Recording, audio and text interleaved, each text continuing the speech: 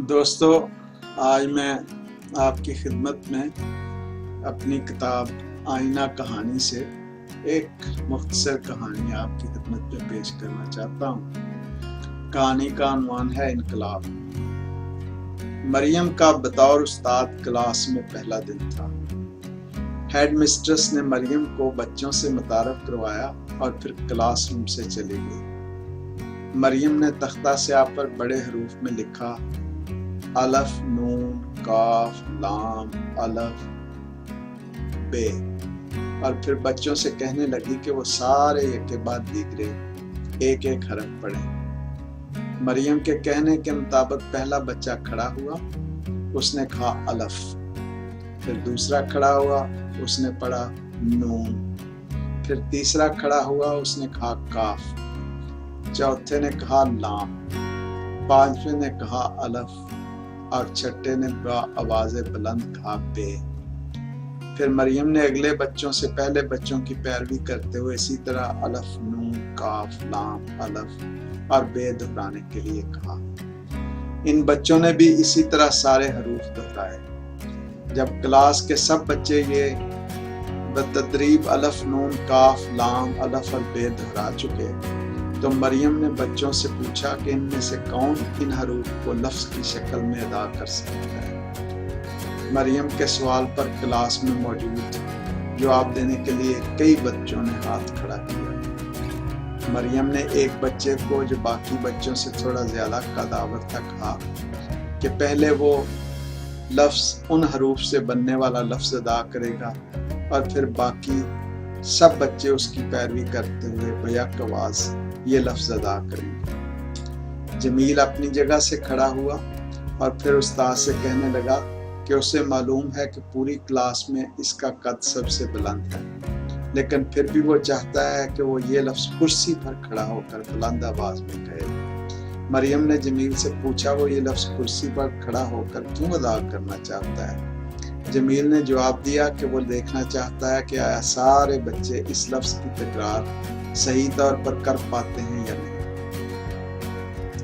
مریم نے کہا اس کا کرسی پر کھڑا ہونا اچھا آئیڈیا ہے، لیکن یہ ضروری نہیں کہ وہ جاننے کے لیے کرسی پر کھڑا ہو کہ سب بچے یہ لفظ کہہ پاتے ہیں یا نہیں۔ ہو سکتا ہے کچھ بچے یہ لفظ ادا نہ کر پائیں۔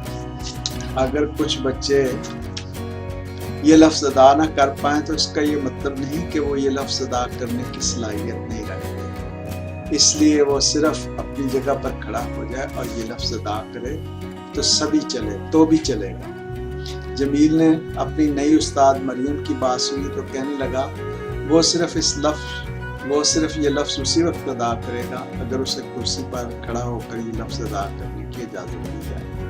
مریم نے جمیل سے کہا وہ نہیں چاہتی کہ وہ کرسی پر کھڑا ہو، اسے سب بچوں کے ساتھ فلور پر کھڑا رہتے ہوئے یہ لفظ کہنا چاہیے اور پھر بھول جانا چاہیے کہ کون یہ لفظ کہہ پاتا ہے یا نہیں۔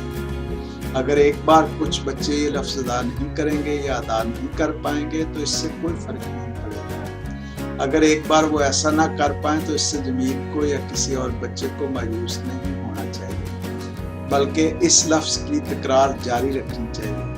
اس طرح جو بچے ایک بار یہ لفظ ادا نہیں کر سکیں گے وہ دوسری بار باقی بچوں کے ساتھ اپنی آواز شامل کریں گے۔ اتنی گفتگو کے بعد مریم نے جمیل سے کہا وہ فی الحال اپنی جگہ پر بیٹھ جائے۔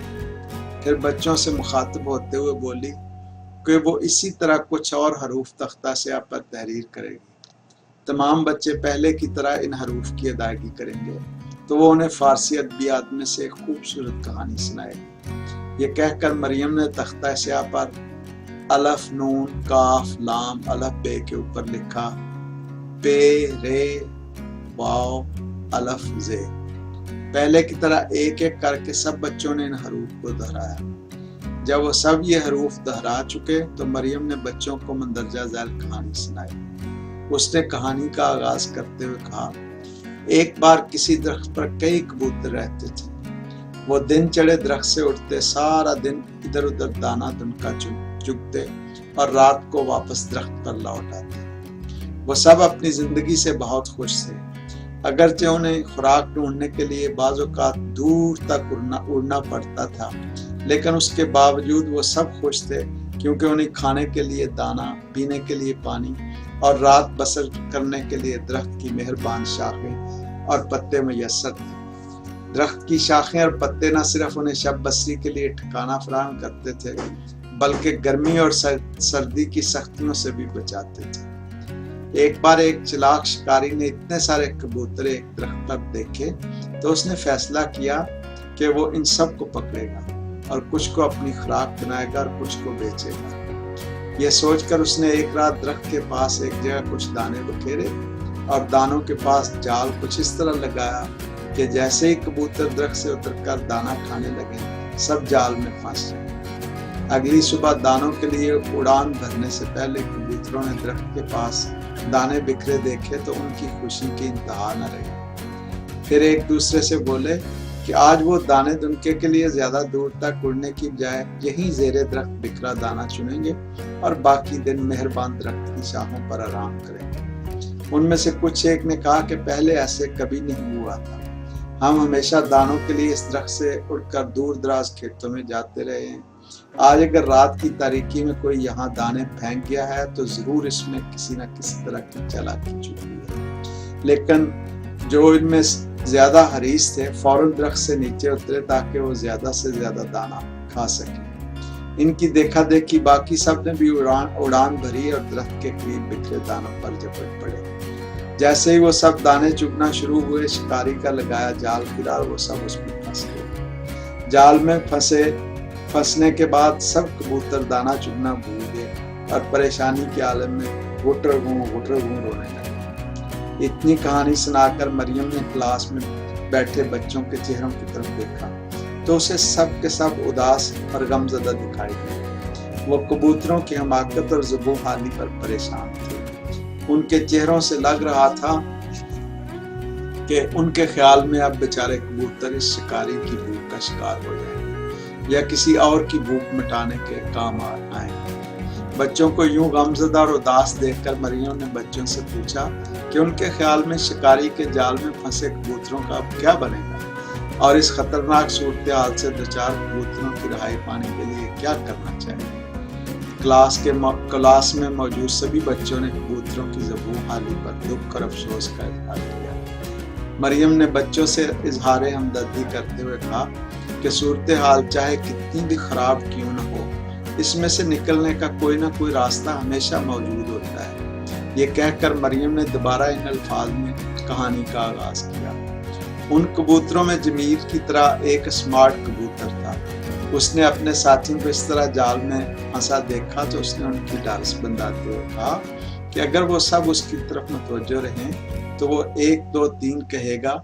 जैसे ही वो 3 कहे वो सब पूरी ताकत के साथ परवाज शुरू कर दें।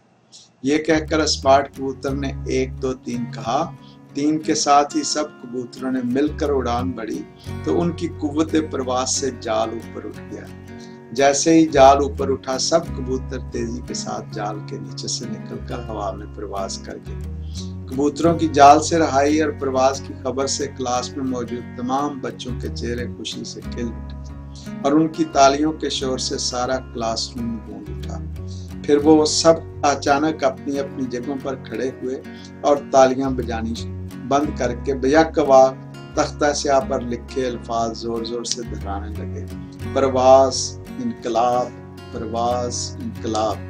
मरियम बतौर उस्ताद अपना पहला दिन क्लास में गुजार कर जाने के लिए उठी तो सब बच्चों की आवाज से आवाज मिलाते हुए परवास इनकलाब, परवास इनकलाब की सदा बुलंद करते हुए क्लासरूम से बाहर चली गई। तो दोस्तों ये थी आज की कहानी। फिर आपकी खिदमत में हाजिर होंगे।